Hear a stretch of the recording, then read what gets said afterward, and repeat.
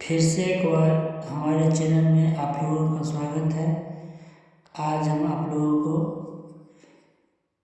Part 8 में बताएंगे उच्चारण स्थान। आज आपको पढ़ाना है। उच्चारण स्थान से भी बहुत सारा क्वेश्चन एग्जाम में पूछा जाता है।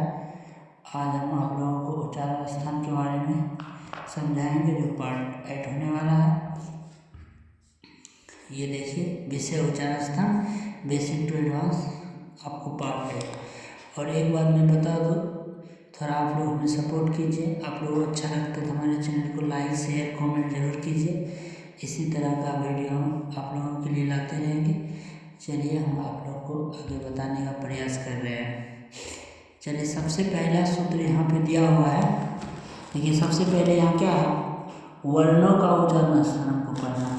तो उच्चारण स्थान, मुख के जिस भाग से जिस वर्ण का उच्चारण किया जाता है वही उस वर्ण का उच्चारण स्थान कहा जाता है।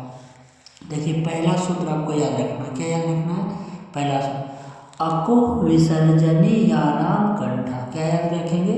अकु विसर्जनी यानाम कंठा। अब यहाँ ध्यान से आप लोग देखिए अ का मतलब होता है अ या, जो 18 प्रकार के होते हैं। जैसे आप बोलते हैं अ, ह्रस्व हुआ, आ दीर्घ स्वर हुआ, उनके बाद बोलिएगा अ, ये प्लुत स्वर हुआ। इनकी संख्या टोटल आपको 18 होते हैं। उनके देखिए, उनके बाद क्या है, कु का मतलब होता है कबर, और उनके बाद क्या है, ह और विसर्ग। इनका उच्चारण स्थान किससे होगा? तो कंठ से होगा।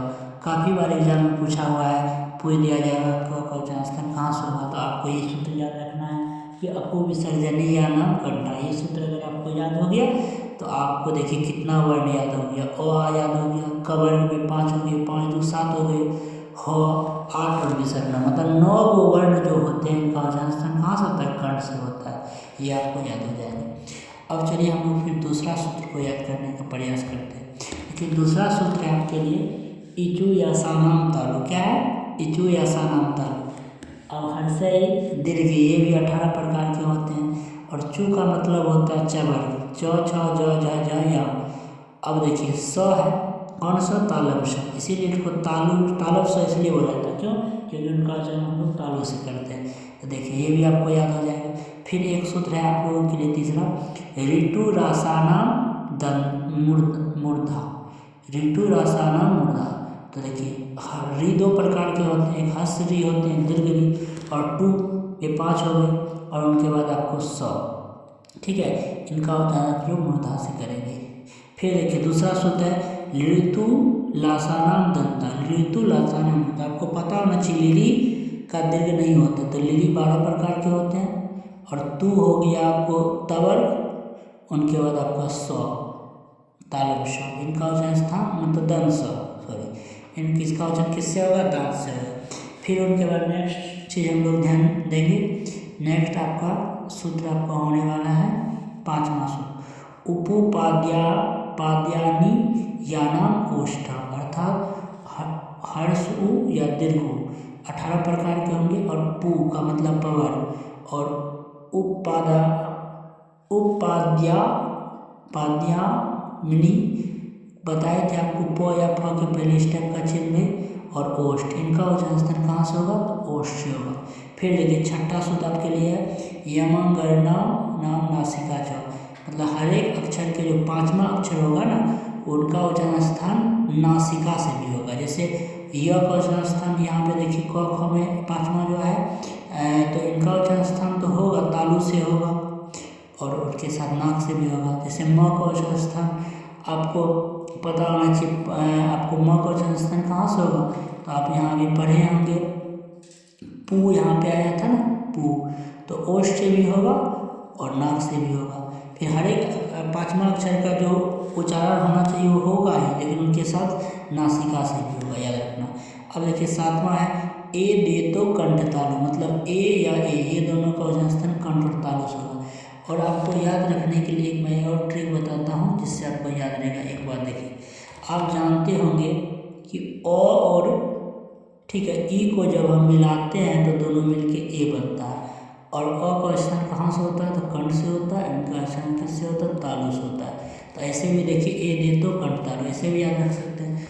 और एक चीज़ और बताते हैं, अब जैसे दीर्घ है, दीर्घ का मतलब क्या हो गया, जैसे ओ, ठीक है, और ये दोनों मिलाएगा तो ए हो जाएगा। ओ का तो कंठ से होता ही है और इनका तालु से होता है कि नहीं।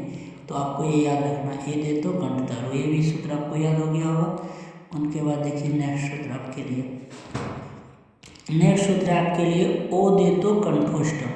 जैसे आपको पता होना चाहिए ओ का जो निर्माण होता है वो ओ प्लस उ से होता है, और अ का कंठ हो गया और उ का क्या हो गया आपको ओष्ठ हो गया, तो इससे हो गया। और इसी तरह आप एक बात और याद रखिएगा, अगर आप लिखते हैं क्या, आप अगर मान के चलिए ओ लिखते हैं तो ओ को लिखने के लिए आपको पता होना चाहिए ओ प्लस ओ, तो इनका तो कंठ हुआ और इसका ओष्ठ हो गया, तो दोनों मिलकर कंठोष्ठ हो गया। ऐसे भी याद रखते हैं ओ दे तो कंठोष्ठ। और एक सूत्र बहुत ही इम्पोर्टेंट है जो बहुत सारे विद्यार्थी को पूछिएगा तो ये क्वेश्चन का जवाब गलत तो 100% नहीं है। वकारस्य दंतोष्ठ, मतलब व का उच्चारण स्थान जो होगा दांत और ओष्ठ से होता है। ये क्वेश्चन बहुत विद्यार्थी को पूछ के देखिएगा, बोलेगा व का उच्चारण स्थान कहाँ से होगा, गलत बोलेगा। तो इनको आप ये सूत्र याद लिखिएगा, वकारस्य दंतोष्ठ, तो ये याद हो गया। फिर चलिए नेक्स्ट, फिर नेक्स्ट सूत्र आपके लिए है 10वां सूत्र, जिह्वा मूलस्य जिह्वा मूलम। जैसे को और ख पहले जाता तो ये जिह्वा मूल वर्ण से होता है, ये बताए थे। उनके बाद नासिका अनुसारस्य, मतलब जो है ये अनुसार का जो है नासिका नाक से होता है, याद रखना। और एक 2 पॉइंट और याद रखिए, उच्चारण स्थान और पर्यत को अष्टाध्यायी सूत्र में नहीं बताया गया है। अपुत पाणिनीय शिक्षा आदि ग्रंथों उच्चारण स्थान 8 प्रकार के माने गए हैं। मतलब आपको पूछेगा उच्चारण स्थान कितने प्रकार के माने गए हैं, 8 प्रकार के माने गए, ठीक है। और एक आप यहाँ सूत्र ये याद रखिएगा, अष्टो स्थानानि वर्णानां पुरः कंठा शिरो तथा जिह्वा मूलम च दन्तस्य नासिका नासिकोष्ठो च तालु च। ये पाणिनीय शिक्षा में सूत्र लिखा हुआ है, अर्थात वर्ण जो है ना का उच्चारण स्थान ऊर, कंठ, मुर्दा, जिह्वा मूल, दांत, नासिका, ओष्ठ और तालु, ये 8 उच्चारण स्थान होते हैं। जब पूछा जाएगा कि उच्चारण स्थान का कितने माने गए हैं, तो आपको मानना है कितना माने गए हैं, 8 माने गए हैं, ये आपको याद रखना है।